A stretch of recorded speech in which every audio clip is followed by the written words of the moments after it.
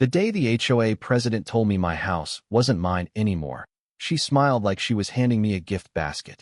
Eli Thompson, Victoria Lang purred, red power suit gleaming under the Texas sun. The board has voted. Those accumulated liens from your violations? They're ours now. Pack up, darling. The community center needs this lot. I stayed rocking on my porch in Willow Creek Estates, coffee steady in my hand, American flag snapping lazily behind me. Victoria, I said, voice flat as the manicured lawn she worshipped, the only thing you've acquired today is a front row seat to your own downfall. She laughed, that brittle, glass-shattering laugh every neighbor knew too well, and slapped the thick folder on my railing. Covenants are covenants, Eli. You've ignored 3 notices about your flag height, 2 about lawn edges, and that hideous vegetable patch in the back. The HOA has legal authority to foreclose on liens. 48 hours. Or we send the compliance team. I didn't yell. Never did. 60 years old, retired Army. I'd learned in sandstorms far hotter than this suburban hell that the loudest dog usually loses. So I just pulled out my phone, hit record, and let her keep talking. She loved the sound of her own voice. For the record, President Lang, I said calmly, you're standing on private property and claiming ownership with what look like photocopied lies. Care to repeat that on camera? Her Botox smile froze mid-twitch. The folder snapped shut. You'll be hearing from our attorney, she hissed, spinning on those dagger heels and clicking back to her white Mercedes. Gravel sprayed like buckshot as she peeled out. The neighborhood Facebook group lit up before lunch. Trouble at the Thompson place again? Poor Victoria, having to deal with that stubborn vet. I sipped my coffee and watched the comments roll in. They didn't know I'd been saving screenshots for months. Every $250 fine for unapproved beige deviation on trim. Every passive-aggressive note about my flag being too large and political. Victoria ran Willow Creek Estates like a personal fiefdom. Beige houses only, grass never over 2 inches, holiday lights banned after January 5th. She called it community standards. I called it control. And now she wanted my corner lot with the big oak for some developer buddies community center. I called my lawyer, Ben Carter, that afternoon. Ben, she's got fake lien papers saying the HOA bought my house. Ben whistled low. Classic move. They jack up fines, slap a lien, then acquire when you can't pay. I'll dig. Sit tight, record everything, and do not engage. Easy for him to say. The next morning the compliance team rolled up, 2 guys in matching polo shirts, clipboards out, no appointment. Routine inspection, Mr. Thompson, the bigger one said, already pushing past the gate. I stood in the doorway. Routine means notice. This is trespassing. They smirked and headed straight for the backyard where my late wife's rose garden still bloomed. One accidentally kicked over the trellis. Thorns everywhere. Blood on the grass. My German shepherd, Tank, lost his mind and charged the fence. The chain link held. Barely, but the commotion brought half the block out to gawk. Victoria's Mercedes screeched up minutes later. Control your animal, she shrieked, face redder than her suit. Tank had somehow slipped the gate and was now circling her car, leaving perfect muddy paw prints on the white paint and one long scratch down the driver's door when he jumped up to bark hello. The compliance guy scattered like roaches. Neighbors whispered behind hedges. I just kept filming. Victoria, I said loud enough for phones to catch, your team damaged my property. That's on video.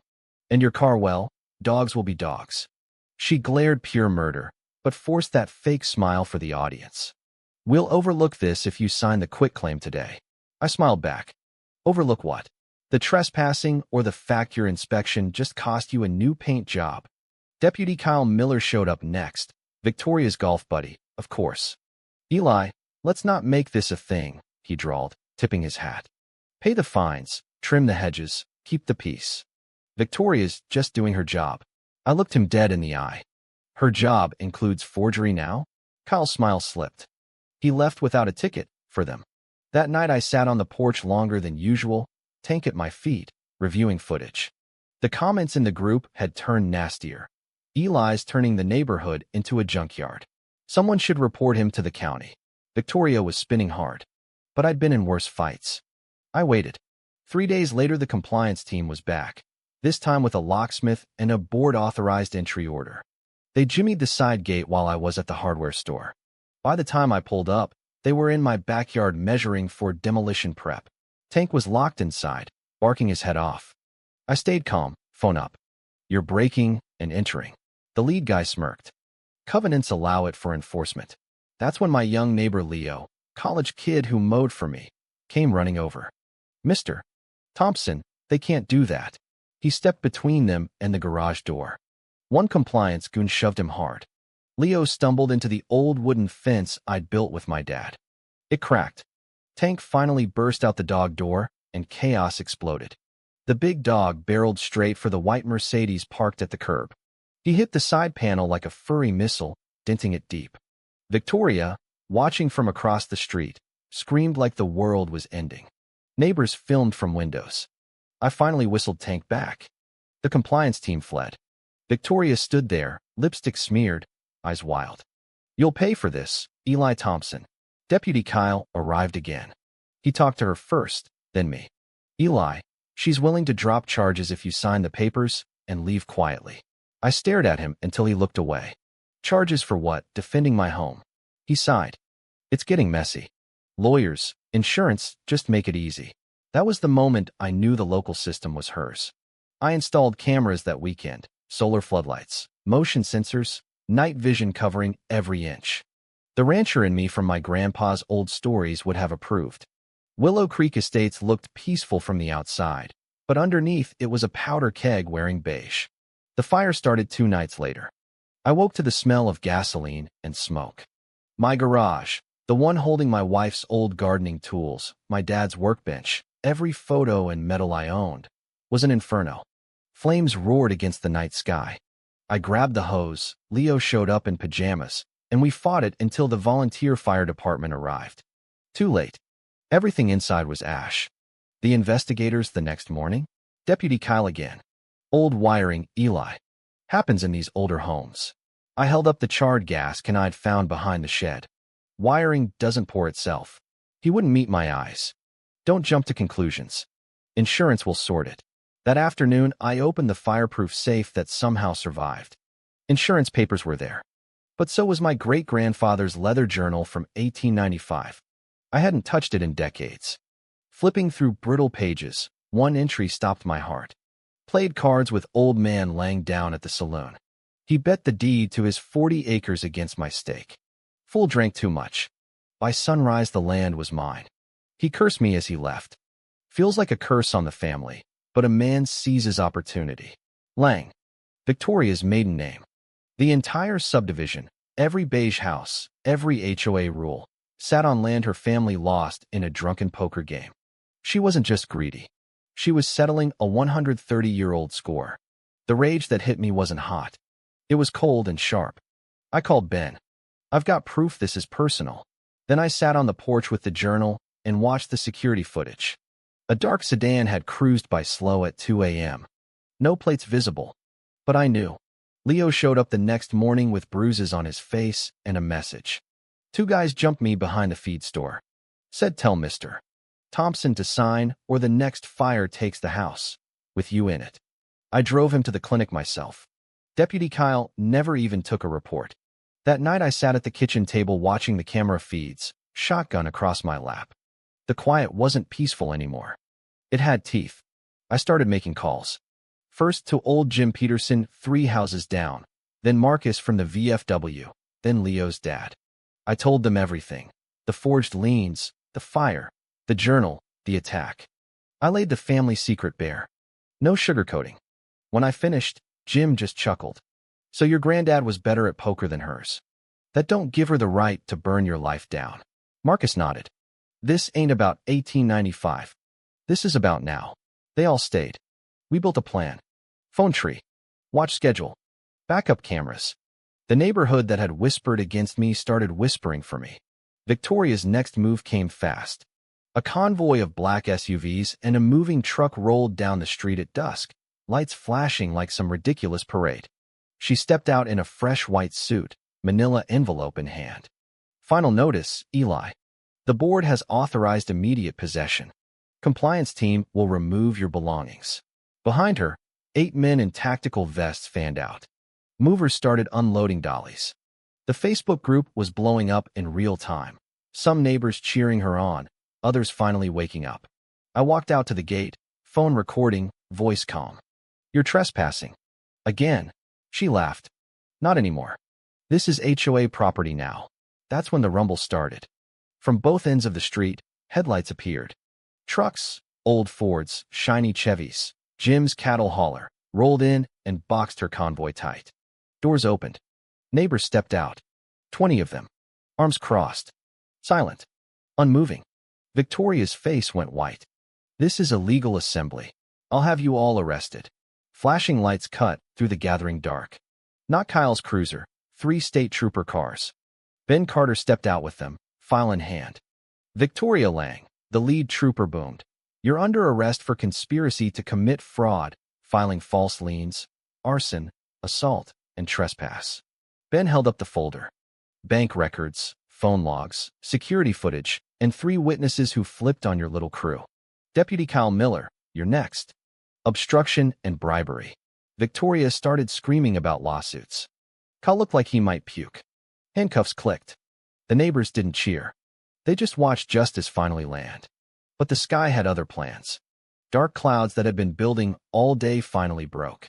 Rain hammered down in sheets. Willow Creek's famous, perfect drainage system, Victoria's pet project, failed spectacularly. The street turned into a river in seconds. A wall of water surged from the retention pond she'd approved last year. It slammed into her Mercedes, lifting it sideways and pinning it against the curb. Victoria was still inside, screaming as water rose past the windows. Troopers yelled for rope. Neighbors froze. I didn't.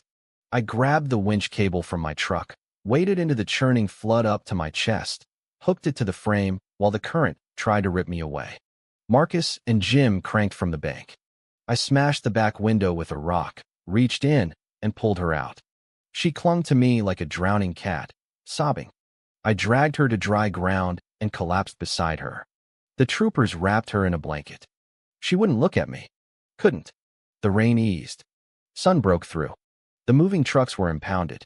Victoria and Kyle were led away. My neighbors helped me to my feet. Jim clapped my shoulder. "Damn fool thing to do, Eli. And the best thing I've ever seen." The weeks that followed brought more than just lawyers. Neighbors showed up with lumber, hammers, and casseroles. We rebuilt the garage bigger than before. Laughter echoed across the lawns that no longer felt like prisons. The HOA board was dissolved by vote. New covenants were written by actual residents. I framed my great-grandfather's journal page next to the deed. The land wasn't stolen. It was earned, lost, and reclaimed the right way. Now I sit on the porch again, coffee hot, Tank snoring at my feet, the new garage solid against the morning sky. The neighborhood is quiet, but it's the good kind. The kind that comes after a storm, when everyone finally remembers what community really means. So tell me, was I wrong to protect what my family built, even when the past wasn't perfect? Or was Victoria the real criminal for using power, lies, and fire to steal what never belonged to her? You decide. Because in Willow Creek Estates, the rules just changed. The garage rebuild took 3 weekends and every spare hand in the neighborhood. Jim Peterson showed up with his table saw still coated in sawdust from his own deck project.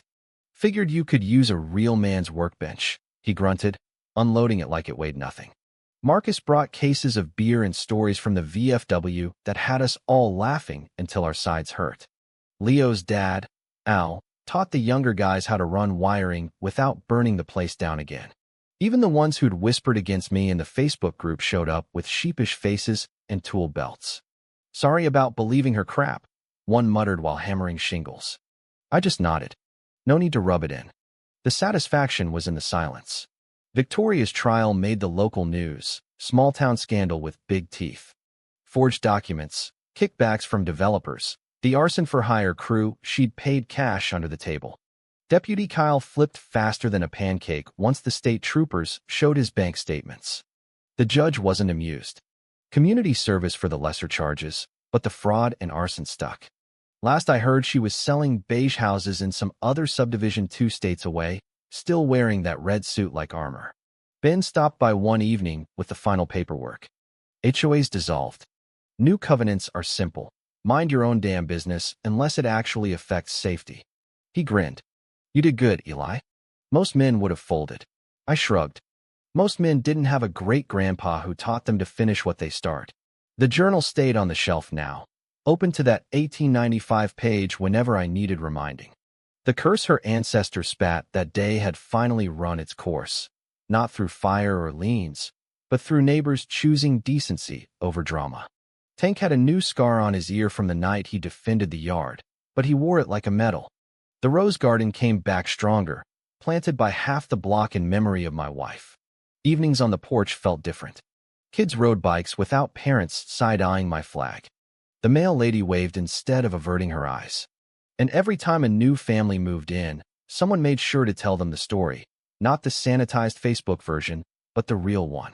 The one where the quiet veteran outlasted the queen.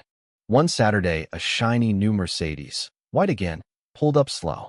Victoria got out, no red suit this time, just jeans and a plain blouse. She looked smaller, older.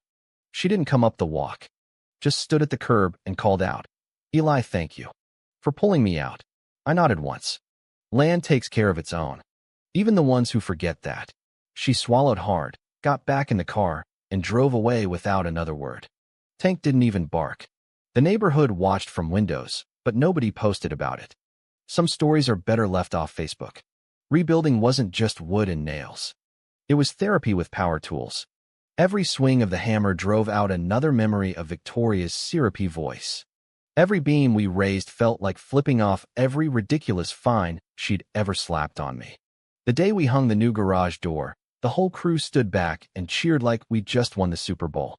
Leo spray-painted "No Liens Allowed" on the inside wall before we sealed it. I let him. Kid earned it. Insurance finally paid out after the state investigation confirmed arson. I used the money to add solar panels. Ironic, since Victoria had fined me once for unsightly roof proposals. The new system powers the floodlights that still watch the street. Old habits. The best part? The monthly block parties we started. No approval needed. Just grills, lawn chairs, and actual conversation. Jim tells the poker story now like it's legend. Eli's granddad took Lang's 40 acres fair and square. Victoria tried to take the house the same way, didn't work out so hot. Everyone laughs. Even the former Victoria loyalists chuckle and pass the potato salad. One evening, a new couple moved in across the street. Young professionals, no kids yet. They knocked on my door with a bottle of wine and nervous smiles. We heard stories, the husband said, about the old HOA president. I invited them onto the porch. Tank sniffed their shoes while I gave them the short version. No journal, no flood, just the facts. Rules are fine. Tyrants aren't. The wife laughed. We saw the video online. The one where you recorded her on your porch. Legend. I shrugged. Just a guy who refused to bend. They left promising to keep the grass at whatever height they damn well pleased. I smiled the whole way back to my chair. The flag still flies every morning. The roses still bloom. And every time I hear a Mercedes engine in the distance, I pause, just for a second, then go back to my coffee. Because Willow Creek Estates finally learned what the Army taught me decades ago. Real power isn't in the rules you write. It's in the neighbors who show up when the fire starts. And Victoria? Last I checked her LinkedIn, she's consulting on community standards in Florida. Probably enforcing beige somewhere else. Some people never learn. But me? I learned the only lesson that matters. Legacy isn't the land you inherit. It's the one you defend with patience, cameras, and a whole lot of neighbors who finally decide enough is enough. The sun sets over the oak tree, painting everything gold. Tank sighs in his sleep. The neighborhood is quiet, the good kind. And somewhere in the distance, a storm is always brewing. But now we're ready for it. Together. So I'll ask you again, right here on this porch. If the rules were written by someone willing to burn your life down to win, whose side would you take? The quiet veteran with the journal full of ugly truth, or the polished Karen in the red suit? Because in the end, the real crime wasn't the poker game in 1895. It was thinking power and politeness could hide pure greed forever. What do you think? Did I cross a line by keeping that journal secret until the end? Or was Victoria the only one who ever deserved to drown in her own flood? Drop your answer below. The comments are open. And trust me, they're a lot more honest than any HOA covenant ever was.